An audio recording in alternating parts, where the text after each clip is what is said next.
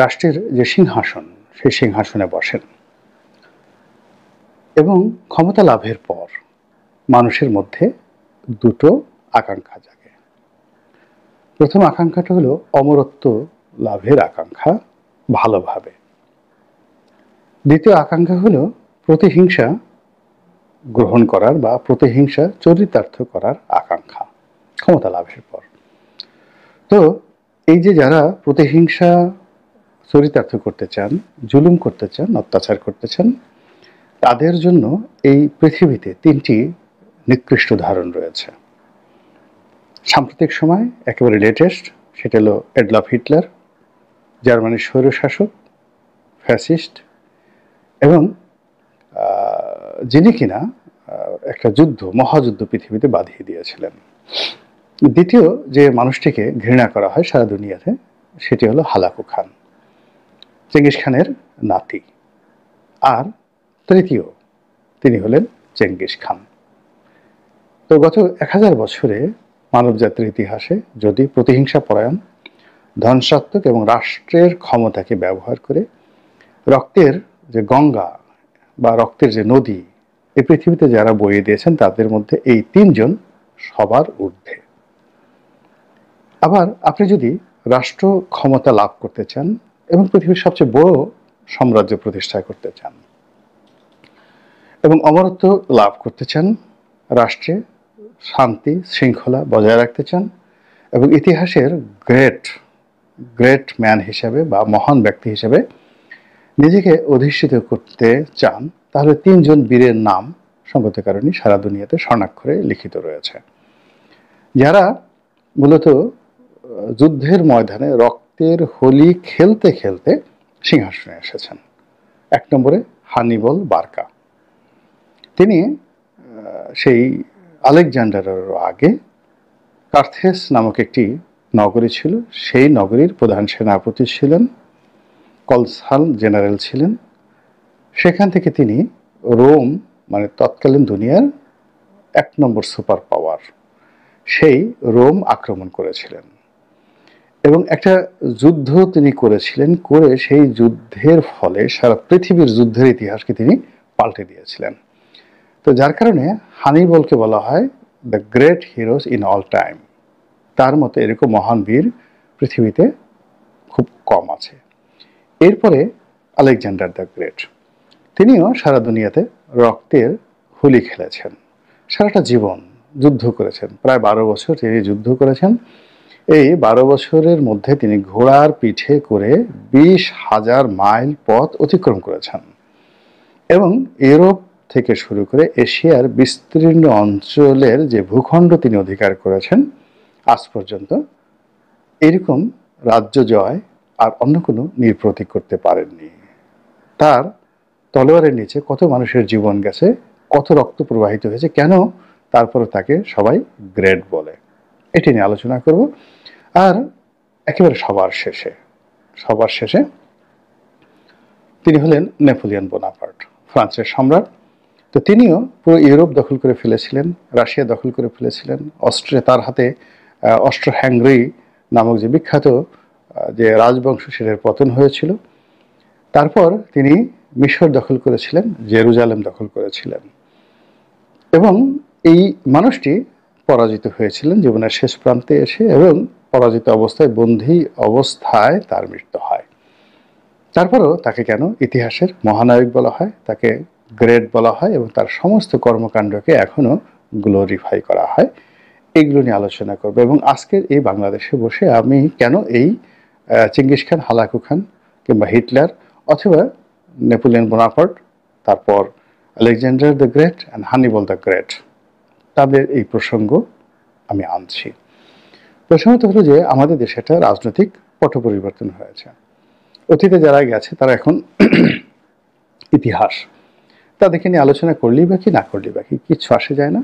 তাদের জীবনে আলোচনা করতে হবে কেবলই মাত্র আগামী দিনে শিক্ষা গ্রহণ করার জন্য। বঙ্গবন্ধু, জিয়া উর রহমান সাহেব, এরশাদ সাহেব, শেখ হাসিনা, বেগম খালেদা জিয়া, তাদের শাসন আমলের ভালো মন্দর দিকগুলো আমাদের শিক্ষার জন্য আমরা নিতে পারি, এর বেশি তাদের নিয়ে আলোচনা করার দরকার নেই। আর তাদেরকে নিয়ে নসিহত করারও কিছু দরকার নেই, তাদের বিরুদ্ধে বলার দরকার নেই, পক্ষে বলার দরকার নেই। কিন্তু এখন ডক্টর মোহাম্মদ ইউনূসের সঙ্গে যে তরুণ সম্প্রদায়েরা যোগ দিয়েছেন, একেবারে তরুণ, এদের প্রায় সবার বয়সই ৩০-এর নিচে। এদের মধ্যে অনেকেই রয়েছেন খুবই মেধাবী, প্রচণ্ড মেধাবী।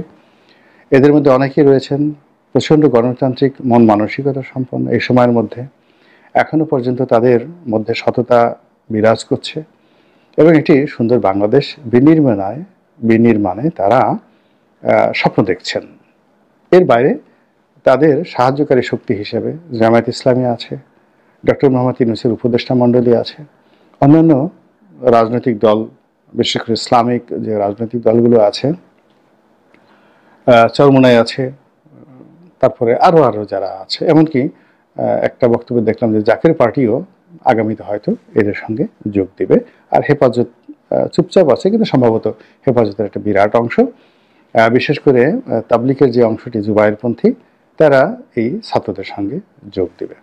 ফলে আগামীর যে রাজনীতির মেরুকরণ বা রাজনীতির বিভাজন, রাজনীতির বিজয় জয় পরাজয়, এটি অনির্ধারিত। আমরা এখন খুব স্পষ্ট করে বলতে পারছি না যে ছাত্ররা বা ডক্টর ইউনূসের নেতৃত্বে যে রাজনীতির মেনুকরণ আছে এটি বিএনপির দ্বারা পরাজিত হবে এবং বিএনপি ভীষণভাবে তারা জয়লাভ করবে, একথা আমরা এখন কিন্তু বলতে পারছি না। ক্রমশই পুরো বিষয়টা জটিল হয়ে যাচ্ছে। অন্যদিকে এখন যারা আছেন তাদের যে লক্ষ্য এবং উদ্দেশ্য, সেই উদ্দেশ্য কিন্তু আমরা নিশ্চিত হতে পারছি না। এর কারণ হলো তারা অর্গানাইজ হচ্ছেন, এবং আমাদের দেশে যেটা হয়, যাদের রাষ্ট্র ক্ষমতায় থাকে তাদেরকে মানুষ ভয় পায় এবং ইতিমধ্যে এই রাষ্ট্র ক্ষমতাকে ব্যবহার করে অনেকেই মব করার চেষ্টা করছেন এবং এগুলো নিয়ে নানা রকম সৃষ্টি অনাসৃষ্টি, গ্রুপ উপগ্রুপ, কোন্দল, কলহ, বিবাদ, মারামারি, কাটাকাটি, হানাহানি ইত্যাদি অনেক কিছু হচ্ছে। এক জায়গাতে দেখা গেল যে এক গ্রুপ তারা মানে ফুটপাতে ১০০ জনকে তারা ছোট ছোট দোকান স্থাপন করতে দিয়েছে এবং তারা সেখান থেকে ধরুন প্রতিদিন ১০০ টাকা করে নিচ্ছে। তো ১০০ টাকা করে নেওয়া মানে ১০,০০০ টাকা তার পার ইনকাম হচ্ছে। অন্য একটা গ্রুপ ওই মহল্লারই, তারা এসে আবার কাউন্টার লোকদেরকে বসাতে চাচ্ছে। এটি নিয়ে প্রতিটা মহল্লাতে কিন্তু গন্ডগোল হচ্ছে। তো এভাবে একেবারে পাড়া মহল্লা থেকে শুরু করে সচিবালয় থেকে শুরু করে একেবারে সর্বোচ্চ জায়গাতে বিচারালয়েও প্রতিদিন একের পর এক অপ্রীতিকর ঘটনা ঘটছে। তো সেই অবস্থাতে আমার কাছে প্রশ্ন, আমি নিজে প্রশ্ন করি যে এখন যারা রাষ্ট্র পরিচালনা করতে চাচ্ছেন, আগামীতে যারা ক্ষমতা লাভ করতে চাচ্ছেন, ক্ষমতায় যেতে চাচ্ছেন, তারা আসলে কি হতে চাচ্ছেন? এডলফ হিটলার হতে চাচ্ছেন, চেঙ্গিস খান হতে চাচ্ছেন, নাকি হালাকু খান হতে চাচ্ছেন? তো আগে এই তিনজনের যে মূল থিম এটি বলে নেই। এই তিনজনই পোড়ামাটি নীতি মানে অবলম্বন করেছিল। তারা জনগণকে চায়নি, তারা কোনো জনগোষ্ঠীকে তারা খুশি করতে চায়নি। তাদের কাজ হলো কোনো একটি ভূমি, কোনো একটি ভূখণ্ড, কোনো একটি ভৌগোলিক মানচিত্র আক্রমণ করে সেখানকার সমস্ত সভ্যতাকে গুঁড়িয়ে দাও, ভেঙে ফেলো, চুরমার করে ফেলো, মানুষের মাথা দিয়ে পিরামিড তৈরি করো, আর সেখানকার নারীদেরকে বন্দী করো, শিশুদেরকে বন্দী করো, ইচ্ছামতো ধর্ষণ করো, তারপর সেই শহরে আগুন লাগিয়ে দিয়ে নিজ দেশে ফিরে চলে যাও, এরপর নতুন আরেকটি এলাকা খুঁজে বের করো। তো চেঙ্গিস খান এবং হালাকু খান মধ্যযুগে এই কাজটি করেছেন। অন্যদিকে এডলফ হিটলারও ঠিক একই অবস্থা করেছেন। তিনি যেমন চেঙ্গিস খান, হালাকু খান, তাদের সমস্ত চিন্তা ছিল মূলত মঙ্গোলিয়া কেন্দ্রিক। সারা দুনিয়ার লুটপাটের অর্থ তারা সেই মঙ্গোলিয়াতে এনেছে। পরবর্তীতে যখন তাদের রাজধানী বেইজিংয়ে তারা নিয়ে গেছে, পিকিংয়ে নিয়ে গেছে, তো এবং সেখানে যখন তারা সেই বিশেষ করে কুবলাই খানের জমানাতে তারা সর্বোচ্চ চেষ্টা করেছে তাদের রাজধানীকে তারা শক্তিশালী করার জন্য, তাদের দেশকে শক্তিশালী করার জন্য। কিন্তু তারা যে রাশিয়াতে তাণ্ডব চালিয়েছে, মধ্যপ্রাচ্যে তাণ্ডব চালিয়েছে, ইউরোপে তাণ্ডব চালিয়েছে তুলি খানের নেতৃত্বে, ওখানে মানুষ বেঁচে থাকুক না থাকুক ওটা নিয়ে তাদের কোনো চিন্তা নাই। তারা 1,00,000 মানুষ মারা যাক, বিনিময়ে তাদের কাছ থেকে যদি 100 দিনার মানে 100 স্বর্ণমুদ্রা পাওয়া যায়, এটিকে তারা গুরুত্বপূর্ণ মনে করেছে। 1,00,000 মানুষের জীবনের সাথে 100 স্বর্ণমুদ্রা। তারা কোথাও মানুষকে নিয়ে ভাবেনি, সভ্যতাকে নিয়ে ভাবেনি, এবং এই কারণে কি হলো, তারা ইতিহাসের এই কুখ্যাতি অর্জন করেছে এরা। আর অন্যরা আক্রমণ করেছে, প্রতিপক্ষকে পরাজিত করেছে এবং যুদ্ধের ময়দানে তারা নিষ্ঠুরতা দেখায়নি, কিন্তু যুদ্ধ করেছে, রক্তপাত হয়েছে। কিন্তু তাদের সেই রক্তপাতের উদ্দেশ্য ছিল একটি রাজ্য জয় করা এবং সে রাজ্যে একটি ন্যায় বিচার প্রতিষ্ঠা করা, সে রাজ্যে একটি সুশাসন প্রতিষ্ঠা করা এবং সে রাজ্যের মানুষকে যে কোনো মূল্যে খুশি করা এবং সে রাজ্যের যত ভালো ভালো দিক আছে সেই ভালো ভালো দিকগুলো তারা সেখানে প্রতিষ্ঠিত করছে। তার সঙ্গে সঙ্গে আবার সেখান থেকে অভিজ্ঞতা নিয়ে তাদের সাম্রাজ্যের অন্য অন্য অঞ্চলে সেইগুলো প্রতিষ্ঠা করেছে। আপনারা জানেন যে এখনো বিশ্বের আইন কানুনের ইতিহাসে দ্য কোড অফ নেপোলিয়ন খুবই গুরুত্বপূর্ণ। নেপোলিয়ন যে বিধি ব্যবস্থা, আইনি ব্যবস্থা গড়ে তুলেছিলেন, ওটিকে বর্তমান জমানাতে সবচেয়ে গুরুত্বপূর্ণ আইনের যে আধার, সেই আইনের আধার হিসেবে বিবেচনা করা হয়। এখন উনি অনেক যুদ্ধে পরাজিত হয়েছেন। তার যুদ্ধে সৈন্যবাহিনী থেকে শুরু করে সাধারণ মানুষের কোটি কোটি মানুষ যাকে বলে ক্ষতিগ্রস্ত হয়েছে। কিন্তু এই পৃথিবীর সভ্যতা বিনির্মাণে, এই পৃথিবীকে স্ট্যাবল একটা পৃথিবী দেওয়ার জন্য এবং আগামী পৃথিবীটা কিভাবে চলবে তার একটা ধারণা দেওয়ার জন্য তার যে চিন্তা চেতনা, আজ থেকে প্রায় 300 বা 350 বছর আগে তিনি যে চিন্তাগুলো করেছিলেন, এটি এই বর্তমান জমানাতে মনে হয়েছে যে ওর সেটা ভালো চিন্তা আর হতে পারে না।